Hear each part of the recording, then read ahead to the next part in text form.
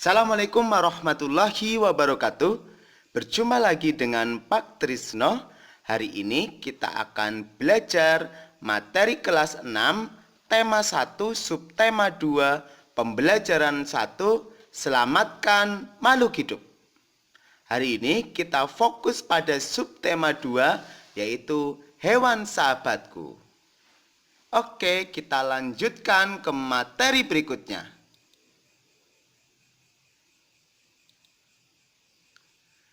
Di dalam pembelajaran ini ada 3 muatan pelajaran. Yang pertama IPA KD 3.1 atau 4.1 tentang perkembangbiakan hewan. Selanjutnya IPS KD 3.1 atau 4.1 tentang kondisi geografis dan potensi ekonomi negara ASEAN. Selanjutnya bahasa Indonesia KD 3.1 atau 4.1 menentukan ide pokok paragraf.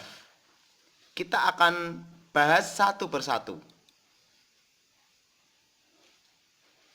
Di sini ada beberapa gambar hewan. Bagaimana cara berkembang biaknya? Mari kita bahas. Perkembangbiakan pada hewan. Ada 2 perkembangbiakan pada hewan. Yang pertama perkembangbiakan generatif dan yang kedua perkembangbiakan vegetatif.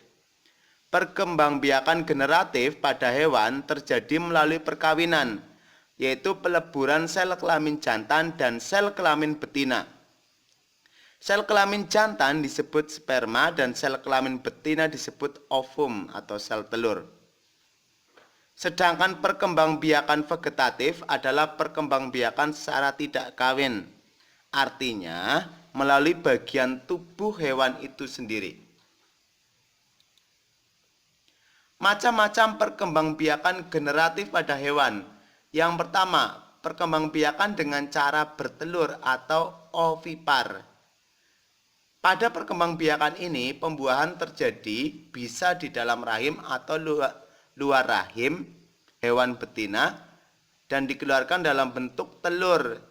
Selanjutnya, telur itu akan dierami dan menetas menjadi anak. Ciri-ciri hewan yang berkembang biak dengan cara bertelur adalah tidak memiliki daun telinga dan sebagian tubuhnya ditutupi oleh bulu. Contohnya, burung, ayam, itik, angsa, buaya, cicak, kura-kura, katak, ikan juga termasuk. Yang kedua, perkembangbiakan dengan cara melahirkan atau beranak, sering disebut vivipar. Pada perkembangbiakan ini, pembuahan terjadi di dalam rahim dan dikeluarkan dalam bentuk anak atau melahirkan. Ciri-cirinya yaitu memiliki daun telinga dan tubuhnya ditutupi oleh rambut. Contohnya, sapi, kambing, lumba-lumba, paus, harimau, orangutan, dan lain-lain. Yang ketiga, perkembangbiakan dengan cara bertelur dan melahirkan sekaligus atau yang disebut ovovivipar. Pada perkembangbiakan ini, pembuahan terjadi di dalam rahim, telur menetas di dalam rahim dan dikeluarkan dalam bentuk anak. Jadi seolah-olah seperti melahirkan. Contoh hewannya, ikan hiu macan, kuda laut, platypus, ikan pari, ular boa, kadal, dan lain-lain. Perkembangbiakan vegetatif pada hewan. Yang pertama tunas. Contohnya hidra, ubur-ubur, hewan karang, dan lain-lain. Yang kedua fragmentasi melalui potongan tubuh hewan itu. Contohnya cacing pipih, spons, bintang laut. Yang ketiga membelah diri, contohnya amuba dan paramecium. Yang keempat partenogenesis. Jadi hewan ini memiliki sel kelamin jantan dan betina sehingga tidak memerlukan betina untuk melakukan pembuahan. Contohnya adalah komodo. Yang selanjutnya yaitu pemanfaatan kondisi geografis terhadap potensi ekonomi. Ini hubungannya dengan keadaan wilayah di negara Asia Tenggara yang berpengaruh terhadap kegiatan ekonominya. Yang pertama, Indonesia. Sebagian besar berupa kepulauan. Sehingga yang paling menonjol yang bisa dikembangkan di sini adalah minyak bumi dan gas alam. Terus dari kehutanan ada kayu, pertambangan. Ini juga ada di Indonesia. Pariwisata, ini juga banyak yang bisa menghasilkan devisa negara. Selanjutnya Brunei Darussalam, ini merupakan negeri penghasil minyak bumi terbesar di Asia Tenggara. Ini pendapatannya paling tinggi. Filipina, ini juga merupakan negara kepulauan. Masyarakatnya rata-rata bekerja sebagai petani. Filipina itu menjadi salah satu negara di dunia yang dapat membangun dan mengembangkan pertaniannya dengan baik. Produk unggulannya nanas, padi, kelapa, dan gula. Ini juga diekspor. Yang ketiga, yang keempat, Kamboja. Kamboja ini mengalir Sungai Mekong yang sangat subur sekali untuk pertanian. Di sana hasil pertaniannya adalah padi dan karet, ini yang besar. Selanjutnya Laos. Laos ini juga dialiri Sungai Mekong sama seperti Kamboja.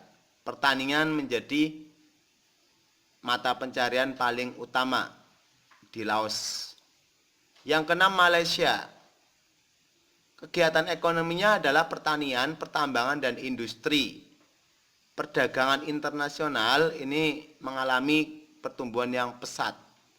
Peralatan elektronik, minyak bumi itu diekspor ke negara lain. Di sana yang paling menonjol itu adalah perkebunan karet. Selanjutnya Myanmar. Mata pencahariannya yang paling utama adalah pertanian, perkebunan, dan pertambangan. Padi merupakan hasil utama di sana.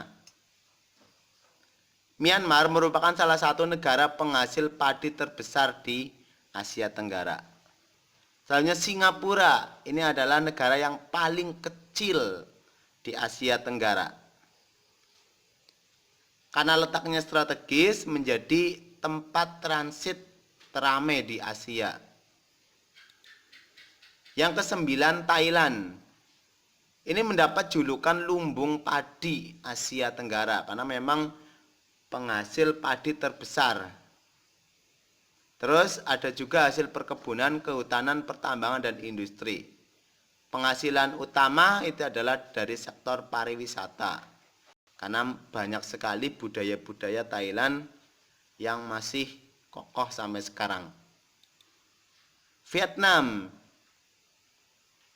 Pariwisata ini juga berkembang pesat di sana. Pendukungnya ada perhotelan, restoran, transportasi juga berkembang pesat. Itu untuk materi IPS.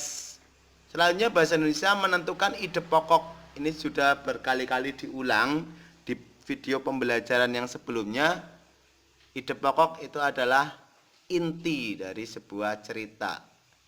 Cara menentukannya dengan mencari kalimat utama. Kalimat utama bisa terletak di awal paragraf atau di akhir paragraf. Langkah-langkahnya baca isi paragraf, temukan kalimat utama dan kalimat penjelas, tentukan informasi yang terdapat dalam kalimat utama. Karena ide pokok kalimatnya bisa sama persis dengan kalimat utama, bisa beda tetapi intinya sama. Menentukan ide pokok dari teks yang dibacakan guru. Ya, ini merupakan kemampuan mendengarkan. Ada teks, nanti dibacakan oleh guru, siswa mendengarkan dan menentukan ide pokoknya. Judulnya adalah bebek. Bebek adalah unggas yang hidup di darat tetapi menyukai perairan. Penduduk Indonesia banyak memanfaatkan daging dan telur bebek untuk kebutuhan sehari-hari. Ini paragraf 1. Paragraf 2, bulu bebek tidak pernah basah meskipun ia berenang dan menyelam. Hal itu karena bulunya memiliki kelenjar minyak. Lapisan minyak berguna untuk membuat suhu tubuh bebek tetap hangat di malam hari. Itu teksnya. Selanjutnya, bagaimana ide pokoknya? Ide pokoknya kita bisa bahas kalimat utamanya dulu yang perlu kita cari. Paragraf pertama, kalimat utamanya bebek adalah unggas yang hidup di darat tetapi menyukai perairan. Berarti ide pokoknya bisa bebek hidup di darat tetapi menyukai perairan. Terus paragraf kedua, kalimat utamanya bulu bebek tidak pernah basah meskipun ia berenang dan menyelam. Ide pokoknya bisa bulu bebek tidak pernah basah meskipun di air ataupun meskipun terkena air. Selanjutnya, ini untuk latihan. Dengan cara apakah hewan di bawah ini berkembang biak? 1. Kura-kura, 2. Ayam, 3. Kelinci, 4. Kodok, 5. Ikan patin, 6. Panda, 7. Belalang, 8. Kuda laut, 9. Singa laut, 10. Gajah, 11. Belut, 12. Tokek, 13. Bunglon, 14. Kuda, 15. Burung beo, 16. Terenggiling, 17. Anoa, 18. Ular boa, 19. Tapir, 20. Buaya, 21. Udang, 22. Cumi-cumi, 23. Bekantan, 24. Iguana, 25. Paus, 26. Ikan hiu, 27. Kanguru, 28. Kadal, 29. Salamander, 30. Dugong. Ya, silakan yang tahu jawabannya bisa isikan nomor dan jawabannya di kolom komentar. Jangan lupa klik like, subscribe, dan share ke teman-teman untuk bisa berbagi manfaat bagi orang lain. Terima kasih, sampai berjumpa lagi di video pembelajaran berikutnya. Sampai jumpa. Wassalamualaikum warahmatullahi wabarakatuh.